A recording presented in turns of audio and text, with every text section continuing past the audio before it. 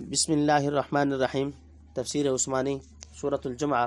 یسبح للہ ما فی السماوات وما فی الارض الملک القدوس العزیز الحکیم۔ اللہ کی پاکی بولتا ہے جو کچھ کے ہے آسمانوں میں اور جو کچھ کے ہے زمین میں، بادشاہ پاک ذات زبردست اور حکمتوں والا۔ والذی بعث فی الامیین رسولا منہم یتلو علیہم آیاتہ ویزکیہم ویعلمہم الکتاب والحکمہ، وہی ہے جس نے اٹھایا ان پڑھوں میں ایک رسول، انہی میں کا پڑھ کر سناتا ہے ان کو اس کی آیتیں اور ان کو سنوارتا اور سکھلاتا ہے ان کو کتاب اور عقل مندی۔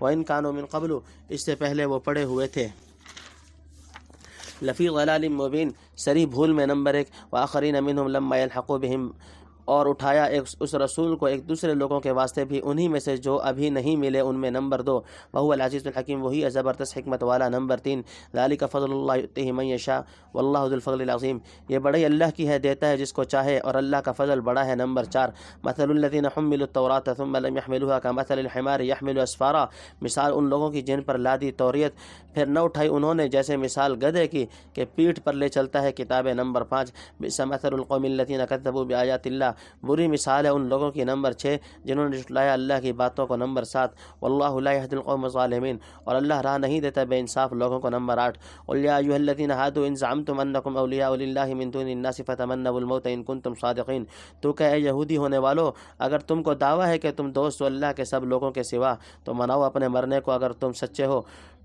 ولا يتمنونه ابدا بما قدمت ایدیہم، اور وہ کبھی نہ منائیں گے اپنا مرنا ان کاموں کی وجہ سے جن کو آگے بھیج چکے ان کے ہاتھ۔ تفسیر نمبر 1، امیین کون ہے؟ امیین ان پڑھ اہل عرب کو کہا جن میں علم و ہنر کچھ نہ تھا، نہ کوئی آسمانی کتاب تھی، معمولی لکھنا پڑھنا بھی بہت کم آدمی جانتے تھے، ان کی جہالت و وحشت ضرب المثل تھی، خدا کو بالکل بھولے ہوئے تھے، بت پرستی، اوہام پرستی اور فسق و فجور کا نام ملت ابراہیمی رکھ چھوڑا تھا، اور تقریباً ساری قوم صریح گمراہی میں پڑی بھٹک رہی ہے۔ نبی امی کی تعلیمات اور فرائض۔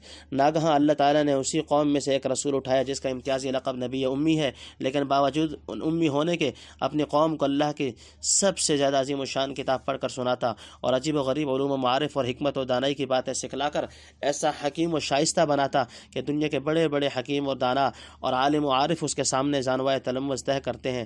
تنبیہ، اس طرح کی آیت سورہ بقرہ اور آل عمران میں گزر چکی، وہاں کے فوائد ملاحظہ کر لیے جائیں۔ نمبر 2، اہل عجم کے بھی رسول ہیں، یہی رسول دوسرے سے آنے والے لوگوں کے واسطے بھی جن کو مبدا و معاد اور شرائع سماویہ کا پورا اور صحیح علم نہ رکھنے کی وجہ سے ان پڑھ ہی کہنا چاہیے، مثلا فارس، روم، چین اور ہندوستان وغیرہ کی قومیں جو بعد کو امیین کے دین اور اسلام برادری میں شامل ہو کر انہی میں سے ہو گئیں۔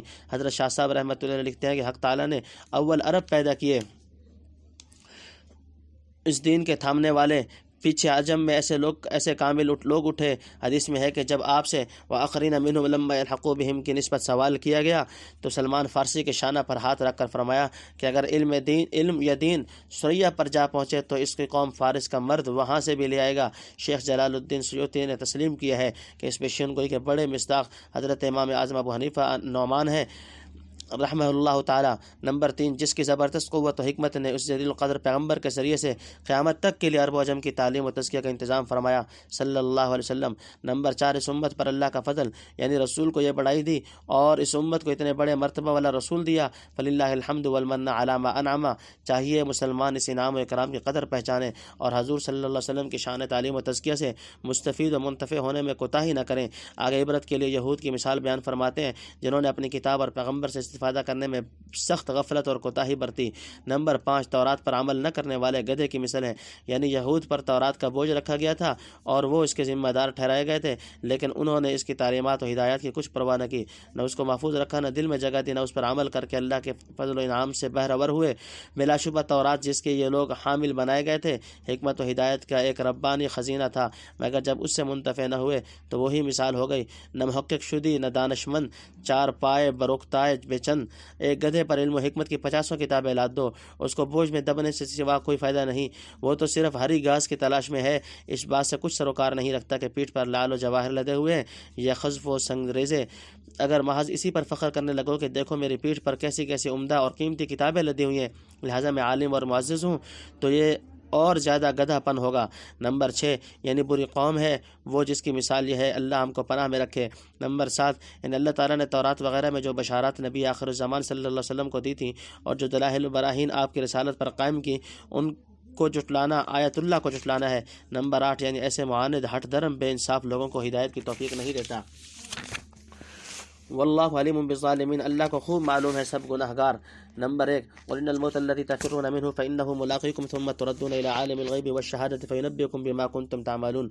تو کہ موت وہی ہے جس سے تم بھاگتے ہو، سو وہ تم سے ضرور ملنے آنے والی ہے، پھر تم پھیرے جاؤ گے اس چھپے اور کھلے جاننے والوں کے پاس، پھر جتلا دے گا تم کو جو تم کرتے تھے۔ نمبر 2، یا ایھا الذین آمنوا اذا نودی للصلاۃ من یوم الجمعۃ فاسعوا الی ذکر اللہ وذروا البیع، اے ایمان والو جب اذان ہو نماز کی جمعے کے دن تو دوڑو اللہ کی یاد کو اور چھوڑ دو خرید و فروخت۔ نمبر 3، ذالکم خیر لکم ان کنتم تعلمون، یہ بہتر ہے تمہارے حق میں اگر تم کو سمجھ ہے۔ نمبر 4، فاذا قضیت الصلاۃ فانتشروا فی الارض وابتغوا من فضل، پھر جب تمام ہو چکے نماز تو پھیل پڑو زمین میں اور ڈھونڈو فضل۔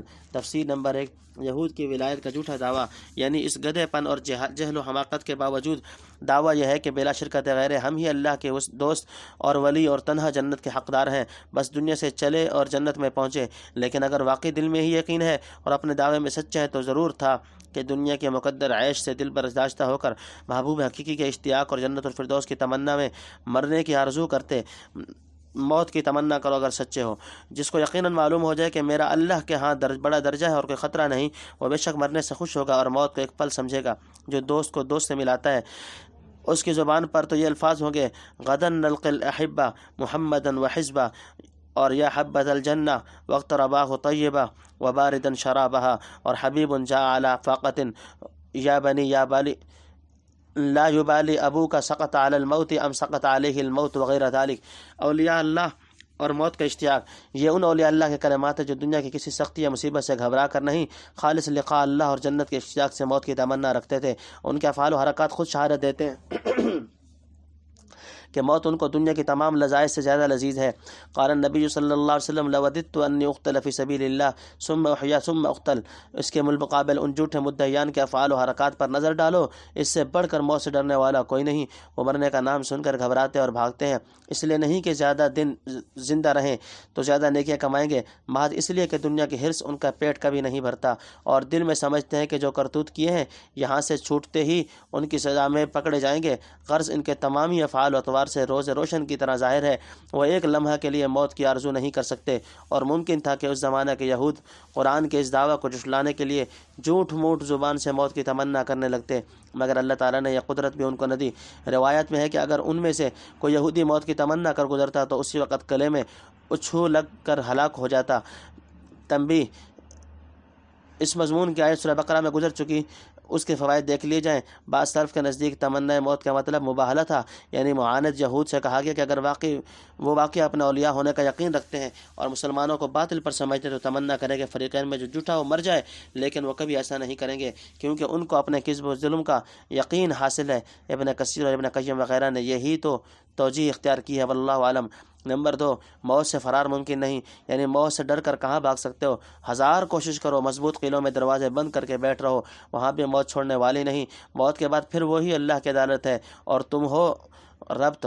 یہود کی بڑی خرابی یہ تھی کہ کتابیں پیٹھ پر لدی ہوئی ہیں لیکن ان سے منتفع نہیں ہوتے، دین کی بہت سی باتیں سمجھتے بوجھتے پر دنیا کے واسطے چھوڑ بیٹھتے، دنیا کے دھندوں میں منہمک ہو کر اللہ کی یاد اور آخرت کے تصور کو فراموش کر دیتے۔ ایسی روش سے ہم کو منع کیا گیا۔ جمعہ کا تقید بھی ایسا ہی ہے کہ اس وقت دنیا کے کام میں نہ لگو بلکہ پوری توجہ اور خاموشی سے خطبہ سنو اور نماز ادا کرو۔ حدیث میں ہے کہ جو کوئی خطبہ کے وقت بات کرے وہ اس گدھے کی طرح ہے جس پر کتابیں لدی ہوں، یعنی اس کی مثال یہود کی سی، العیاذ باللہ۔ نمبر 3، اذان جمعہ کی اہمیت اور احکام۔ حضرت شاہ صاحب رحمۃ اللہ لکھتے ہیں کہ یہ ہر اذان کا یہ حکم نہیں، کیونکہ جماعت پھر بھی ملے گی اور جمعہ ایک ہی جگہ ہوتا ہے، پھر کہاں ملے گا، اور اللہ کی یاد سے مراد خطبہ ہے اور نماز بھی اس کے عموم میں داخل ہے، یعنی ایسے وقت جائے کہ خطبہ سنے، اس وقت خرید و فروخت حرام ہے، اور دوڑنے سے مراد پورے اہتمام اور مستعدی کے ساتھ جانا چاہیے، بھاگنا مراد نہیں۔ تنبیہ، نودیہ سے مراد قرآن میں وہ اذان ہے جو نزول آیت کے وقت تھی، یعنی امام کے سامنے ہوتی ہے، کیونکہ اس سے پہلے اذان کے بعد حضرت عثمان رضی اللہ تعالیٰ عنہ کے عہد میں صحابہ کے اجماع سے مقرر اذان بعد کو حضرت عثمان غنی کے عہد میں صحابہ کے اجماع سے مقرر ہوئی، لیکن حرمت بیع میں اس اذان کا حکم بھی مثل حکم اذان قدیم کے ہے، کیونکہ اشتراک علت سے حکم میں اشتراک ہوتا ہے۔ البتہ اذان قدیم میں یہ حکم منسوخ و قطعی ہوگا اور اذان حادث میں یہ حکم مجتہد فی اور ظنی رہے گا۔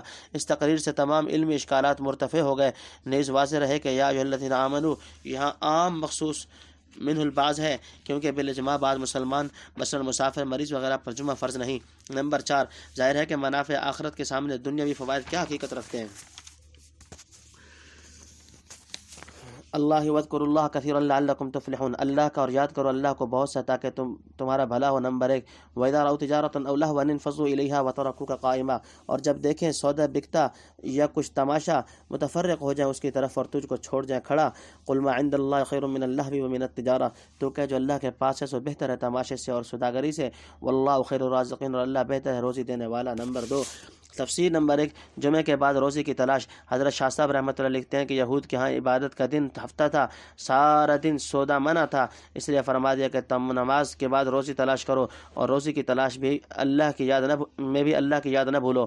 نمبر 2، لہو و تجارت پر مسلمانوں کا تنبیہ۔ ایک مرتبہ جمعہ میں حضرت صلی اللہ علیہ وسلم خطبہ فرما رہے تھے، اسی وقت تجارتی قافلہ باہر سے غلہ لے کر آ پہنچا، ان کے ساتھ اعلان کی غرض سے نقارہ بجتا تھا۔ پہلے سے شہر میں اناج کی کمی تھی، لوگ دوڑے کہ اس کو ٹھہرائیں۔ خیال کیا ہوگا کہ خطبہ کا حکم عام وعظوں کی طرح ہے، جس میں ضرورت کے لیے اٹھ سکتے ہیں، نماز پھر آ کر پڑھ لیں گے، یہ نماز ہو چکی ہوگی، جیسے کہ بعض کا قول ہے اس وقت نماز جمعہ خطبہ سے پہلے ہوتی تھی۔ بہرحال خطبہ کا حکم معلوم نہ تھا، اکثر لوگ چلے گئے، حضرت کے ساتھ 12 آدمی جن میں خلفائے راشدین بھی تھے باقی رہ گئے۔ اس پر یہ آیت اتری، یعنی سوداگری اور دنیا کا کھیل تماشا کیا چیز ہے؟ وہ ابدی دولت حاصل کرو جو اللہ کے پاس ہے، جو پیغمبر کی صحبت اور مجالس ذکر و عبادت میں ملتی ہے۔ باقی قحط کی وجہ سے روزی کا کھٹکا جس کی بنا پر تم اٹھ چلے گئے، سو یاد رکھو روزی اللہ کے ہاتھ میں ہے اور وہی بہترین روزی دینے والا ہے۔ اس مالک کے غلام کو یہ اندیشہ نہیں ہونا چاہیے۔ اس تنبیہ و تعدیب کے بعد صحابہ کی شان وہ تھی جو سورہ نور میں ہے، رجال اللہ تلہیہم تجارۃ ولا بیع عن ذکر اللہ۔ تنبیہ، لہو کہتے ہیں ہر اس چیز کو جو اللہ کی یاد سے مشغول یعنی غافل کر دے، جیسے کھیل تماشا۔ شاید اس نقارہ کی آواز کو لہو سے تعبیر فرمایا۔ تمت سورۃ الجمعہ فللہ الحمد والمنہ، سورہ جمعہ الحمدللہ اپنے اختتام کو پہنچی۔